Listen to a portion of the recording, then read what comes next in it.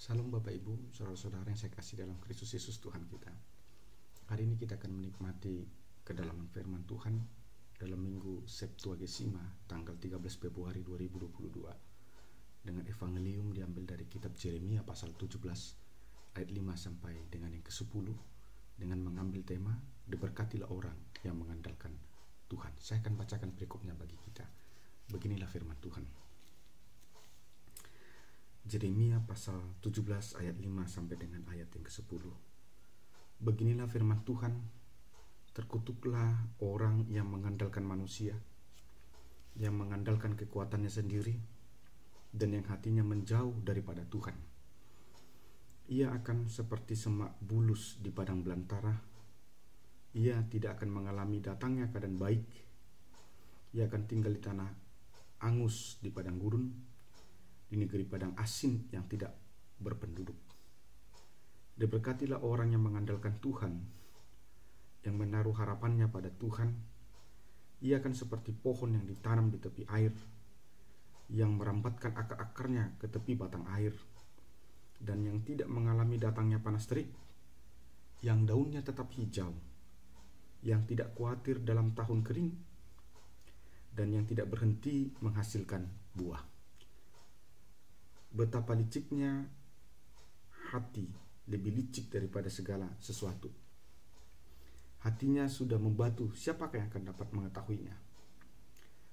Aku Tuhan yang menyelidiki hati, yang menguji batin, untuk memberi balasan kepada setiap orang yang setimpal dengan tika lakunya, setimpal dengan hasil perbuatannya.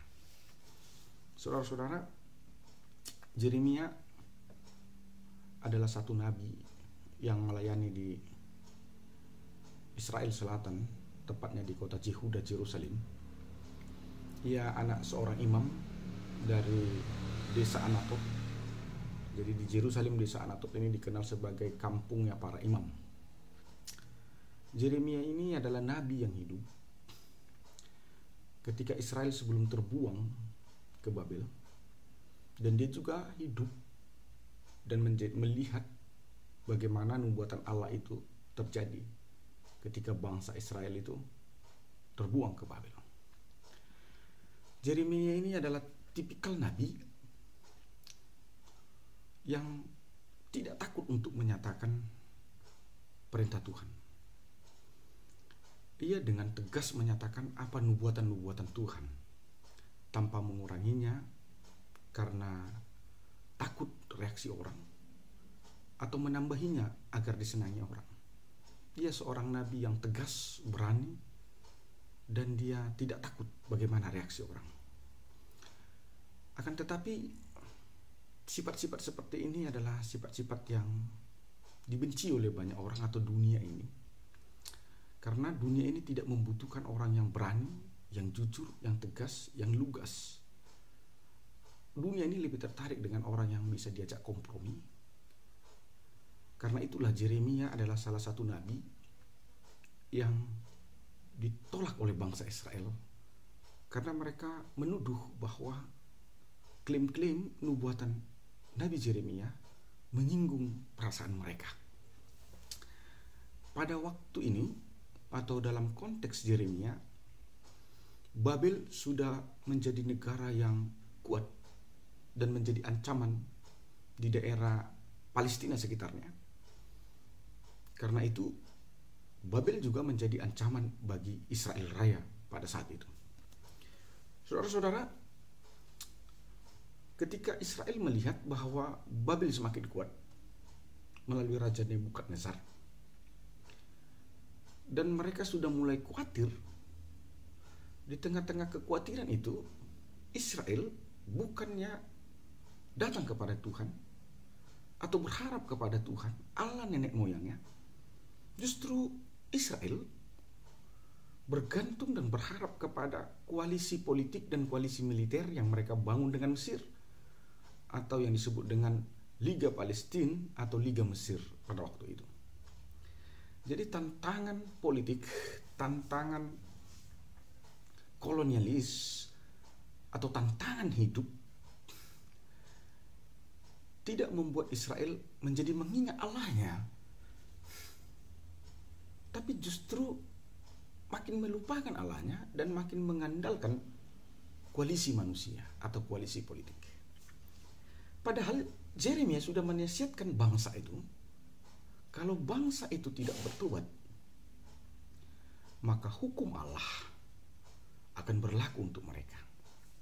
Melihat perilaku Israel yang durhaka itu, karena itulah Yeremia berkata dalam ayat 5, beginilah firman Tuhan, terkutuklah orang yang mengandalkan manusia, yang mengandalkan kekuatannya sendiri, yang hatinya menjauh daripada Tuhan. Ayat 5 ini adalah kritik teologi yang dilontarkan Yeremia kepada pembesar-pembesar, kepada negarawan-negarawan Israel pada masa itu. Saudara-saudara, kalau kita menyelami teks ini dari ayat 5 sampai dengan ayat 10, maka kita akan menemukan 3 poin besar yang patut kita renungkan dan yang akan kita refleksikan dalam kehidupan kita sehari-hari. Dalam ayat 5 sampai 6, kita akan melihat bagaimana ending hidup orang yang menduakan Tuhan. Lalu ayat yang ke-7 sampai yang ke-8 kita akan melihat bagaimana ending hidup orang yang berharap kepada Tuhan. Lalu ayat 9 sampai 10 kita mengerti dan disadarkan ternyata Tuhan itu adalah menguji hati dan Dia menyelidiki batin. Saudara-saudaraku yang saya kasih dalam Kristus Yesus Tuhan kita, orang yang mengandalkan kekuatannya sendiri atau orang yang mengandalkan manusia, sama saja dia menduakan Tuhan. Saya mau katakan begini, kemana pikiran saudara habiskan, kemana tenaga saudara habiskan, maka itulah Tuhan saudara. Maksud saya begini, misalnya pikiran saudara habis hanya untuk memikirkan uang,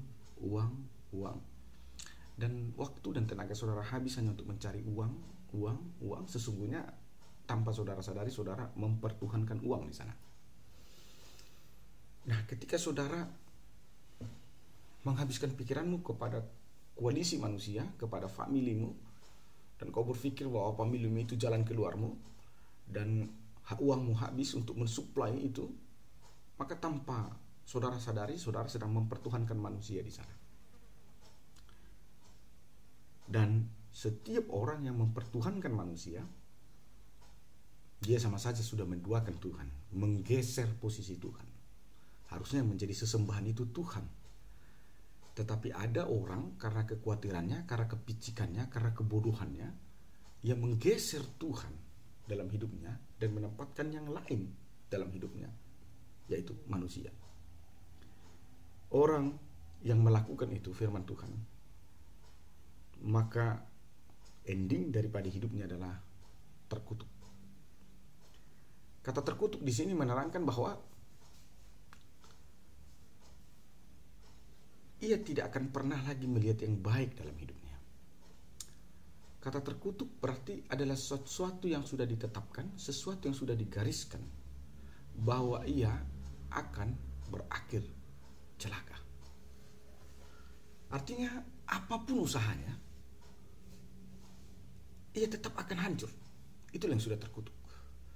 Bagaimanapun dia berbuat, dia tidak akan pernah bisa berhasil.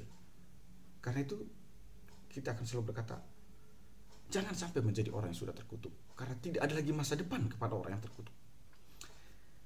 Dan memang kalau kita menyimak dan mempelajari dalam perjanjian lama, sejarah bangsa Israel, perjanjian lama menunjukkan ada begitu banyak ragam dosa Israel. Dari sekian banyak dosa, ragam dosa yang dilakukan Israel, ada banyak pengampunan dan belas kasihan di sana yang diberikan Allah bagi mereka. Tapi untuk dosa menduakan Tuhan, itu berbeda sekali. dalam ayat-ayat perjanjian lama, setiap kali Israel jatuh pada dosa menduakan Tuhan, seolah-olah Allah itu tidak mampu menahan murkanya dan dengan segera menghukum bangsa itu. Mungkin jika Israel kurang berdoa, Allah masih bersabar. Mungkin kalau Israel kurang beribadah, Allah masih memberikan kasih karunia. Mungkin kalau Israel kurang memberi persembahan, Allah masih memberikan pengampunan. Tapi jika dalam hal menduakan Tuhan, hukuman Allah langsung datang kepada bangsa itu. Dalam analogi yang sederhana, saudara-saudaraku, mungkin seorang suami akan bisa mentolerir kalau istrinya kurang pintar masak. Seorang suami pasti bisa mentolerir kalau istrinya kurang dalam berdandan. Mungkin seorang suami akan bisa mentolerir jika istrinya kurang dalam bersih-bersih di rumah. Tapi saya pikir tidak ada seorang pun suami yang bisa mentolerir kalau istrinya menduakan suaminya atau selingkuh. Alkitab sering sekali memetaforkan hubungan Allah dengan umatnya seperti hubungan suami dan istri. Allah sebagai suami dan umatnya sebagai istri. Demikian juga dalam konteks Allah dengan kita.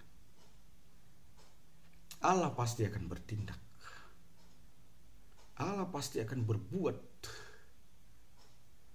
sama seperti seorang suami yang tidak akan mungkin memberikan kesabaran, yang tidak akan mungkin duduk berpangku tangan dan senyum-senyum cengar-cengir ketika dia tahu istrinya berselingkuh.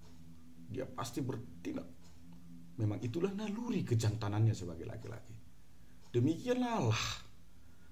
Naluri keallahannya akan berbicara ketika istrinya, ketika umatnya menduakannya. Karena itu saudara-saudara, kita harus sangat hati-hati terhadap dosa ini. Ada banyak pengampunan Tuhan dan tolerir Tuhan kepada dosa dan kesilapan dan kekurangan kita. Tapi untuk hal menduakan Tuhan, saya pikir saudara-saudara, kita harus 1000 kali berpikir ulang untuk melakukan itu. Agar sesakit apapun hidup kita, kita mesti tetap melihat masa depan di sana. Saudara-saudara, ketika kita sudah menduakan Tuhan, kita diibaratkan seperti semak yang tumbuh di padang belantara. Bayangkan semak tumbuh di padang belantara.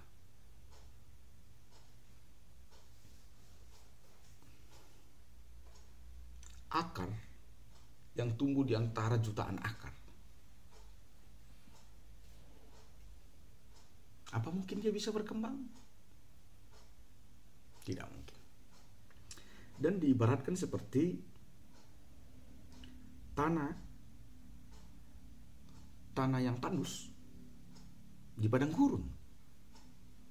Sudah tanahnya tandus, posisinya di padang gurun lagi. Ini yang disebut dengan sudah jatuh kena timpa tangga lagi.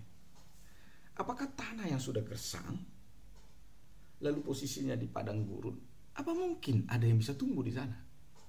Sedangkan tanah yang gersang saja kecil kemungkinan ada tumbuhan yang bisa tumbuh di sana. Apalagi sudah tanahnya gersang di padang gurun pula lagi. Mustahil ada yang tumbuh di sana. Atau seperti di negeri padang asin yang tidak berpenduduk. Saudara-saudara, ada ditemukan ilmuwan yang namanya laut asin. Tingkat garamnya itu sampai 80%, bahkan sampai dikatakan manusia bisa mengapung di sana karena tingkat garam itu begitu tinggi. Tapi karena begitu tingginya tingkat garam di sana, tidak ada makhluk yang bisa hidup. Tidak ada ikan di sana. Bahkan protozoa dan plankton sebagai hewan yang bersel satu pun tidak bisa hidup di sana karena kadar garamnya sangat tinggi. Maka ketika dikatakan di negeri padang asin yang tidak berpenduduk, itu sama saja bahwa jatah orang yang menduakan Tuhan adalah hidup, atau kondisi yang di dalamnya, tidak mungkin ada jalan keluar, tidak mungkin ada kehidupan. Oleh karena itu saudara-saudara, setiap orang yang sudah jatuh ke dalam dosa menduakan Tuhan, ia tidak akan mungkin lagi menemukan kasih karunia kecuali dia bertobat. Sama seperti ini saudara-saudara, ketika Allah menciptakan manusia, langit dan bumi, tujuan Allah menciptakan manusia itu adalah untuk diberkati dan menjadi berkat. Lalu ketika manusia jatuh ke dalam dosa, manusia kehilangan itu. Supaya manusia bisa kembali kepada itu, maka Allah menyediakan keselamatan melalui Yesus Kristus. Dan Yesus adalah satu-satunya jalan keselamatan. Persoalannya, jika kita menolak satu-satunya jalan itu, lalu dengan cara apa lagi Allah bisa menolong dan menyelamatkan kita? Menduakan Tuhan berarti saudara menolak keselamatan itu. Menduakan Tuhan berarti saudara menolak berkat yang mau Tuhan beri. Menduakan Tuhan berarti saudara membuat hidup saudara tidak memiliki jalan keluar. Tapi di dalam ayat yang ke-8 sampai dengan ayat yang ke-7 sampai yang ke-8, kita belajar bagaimana hidup orang yang mengandalkan Tuhan. Dikatakan diberkatilah orang yang mengandalkan Tuhan. Ia kan seperti pohon yang ditanam di tepi air, yang merambatkan akar-akarnya ke tepi batang air, dan yang tidak akan mengalami datangnya panas terik, yang daunnya tetap hijau, yang tidak khawatir dalam tahun kering, dan yang tidak berhenti menghasilkan buah. Apa poin yang mau disampaikan teks ini? Saudara-saudara, orang yang mengandalkan Tuhan diibaratkan seperti tanaman yang ditanam, bukan yang tumbuh, tapi yang ditanam di dekat sumber mata air. Kalau dikatakan mata air, sumber mata air, itu adalah sumber air yang tidak mungkin kering. Mau bagaimanapun perubahan ekstrim cuaca terjadi, mata air akan selalu mengeluarkan air. Mungkin selokan-selokan akan terkena dampak kemarau. Mungkin paret-paret akan terkena dampak kemarau. Mungkin aliran-aliran akan terkena dampak kemarau. Tetapi mata air, ia akan tetap memancarkan air. Dan setiap pohon yang ada atau yang dekat dengan itu, ya tidak akan bisa terganggu karena situasi dan cuaca ekstrim itu. Tumbuhan itu adalah metafor hidup manusia. Dan mata air itu adalah metafor dari Allah itu sendiri. Apabila kita hidup di dalam Allah, hidup di dekat Tuhan, se-ekstrim apapun perubahan hidup di dunia ini, tidak akan bisa menghambati kita untuk melakukan yang baik dan untuk mendapatkan yang baik. Karena gambaran daunnya tetap hijau, akar-akarnya kuat, dan dia akan berbuah terus lebat. Itu adalah gambaran diberkati dan menjadi berkat. Itu adalah gambaran mendapat berkat dan menjadi berkat. Cuaca-cuaca ekstrim itu adalah gambaran persoalan, tantangan. Cuaca-cuaca ekstrim itu, kemarau itu adalah gambaran dinamika pasang surut kehidupan. Cuaca ekstrim itu adalah gambaran moneter. Cuaca ekstrim itu gambaran COVID-19. Cuaca ekstrim itu adalah gambaran tentang rubrik persoalan hidup. Jika kita bersama Tuhan, maka tidak ada persoalan yang hidup yang akan membuat kita batal mendapat berkat Tuhan. Dan tidak ada persoalan hidup, problematika hidup yang akan membatalkan kita untuk menjadi berkat bagi banyak orang. Jadi, win solusi dari segala persoalan kita menurut teks ini adalah, jadilah pohon yang tertanam dan ditanam dan yang tumbuh di dekat mata air. Sama saja itu adalah jadilah manusia yang di dekat Tuhan, yang bersama Tuhan dan di dalam Tuhan. Saudara-saudaraku, pada bagian ketiga ayat yang ke-9 sampai dengan yang ke-10, teks ini berbicara kepada kita mengenai hati dan mengenai batin.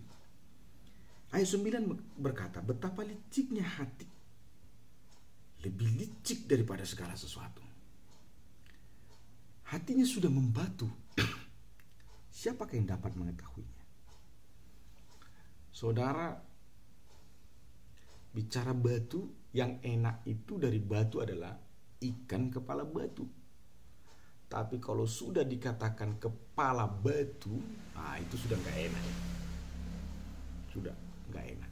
Kalau sudah dikatakan hatinya membatu, kepala batu itu artinya dia itu sudah tidak ternasehati lagi, tidak terkhotbahi lagi, ya sudah gak berguna lagi menyampaikan nasihat dan ucapan kepada orang seperti itu. Tapi ayat 9 ini berkata bahwa orang yang kepala batu licik hatinya. Orang yang sudah tidak mau lagi, tidak menghargai orang lain, sudah tidak mau lagi mendengar pendapat nasihat orang lain, merasa benar sendiri dan hanya dia saja yang benar, yang semuanya salah. Dalam ayat 9 firman Tuhan berkata, biasanya orang seperti ini identik dengan si licik hati. Lalu dalam ayat 10 Tuhan berkata melalui Yeremia, Aku Tuhan yang menyelidiki hati dan yang menguji batin. Ebit Giade, dia pernah menuliskan satu lirik lagu begini, dunia ini panggung sandiwara. Maksudnya di sana kita ini sering saling bersandiwara. Kita saling membodohi satu sama lain. Satu kita berhadapan muka, kita mengatur kata-kata yang manis. Lalu kita setel tingkah laku kita yang biar dibilang orang alim dan baik. Tapi ketika kita sudah berpisah, saling membelakangi, kita ceritakan dia menjadi busuk dan paling busuk dan sampai paling jelek sahabat kita itu. Mungkin sesama kita manusia itu mungkin bisa berlaku, dan banyak orang yang menerapkan metode itu. Mungkin berlaku, kita saling berlomba, saling membodohi. Kalau jumpa, saudaraku, haleluya, Tuhan begini, bagaimana kabarmu? Begitu di belakang, si gile, mati mai, kurang ajar itu begini. Mungkin sama manusia itu berlaku. Kenapa metode seperti itu? Karena kita takut nanti kelihatan aslinya, jadi harus berpura-pura. Tapi bagi Tuhan itu tidak berlaku. Karena bukan kata-kata yang indah yang membuat hati Tuhan tertarik kepada kita, tapi sikap batin kita saat mengatakan kata itu yang membuat Tuhan tertarik kepada kita. Jadi bukan panjang pendek doa saudara, maka Tuhan tertarik untuk mendengar doa saudara.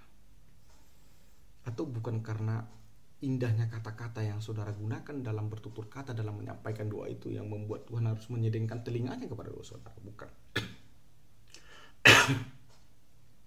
Tetapi bagaimana sikap batin saudara saat berdoa itu yang membuat Tuhan tertarik kepada doa saudara.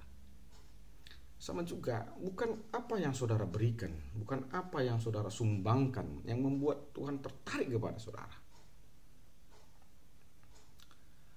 tapi apa motivasi dan sikap batin kita saat memberi, itulah yang membuat Tuhan tertarik kepada kita. Dalam ayat 9-10 ini Tuhan memberikan satu barometer rohani kepada kita, agar jangan kebaikan kita itu sia-sia.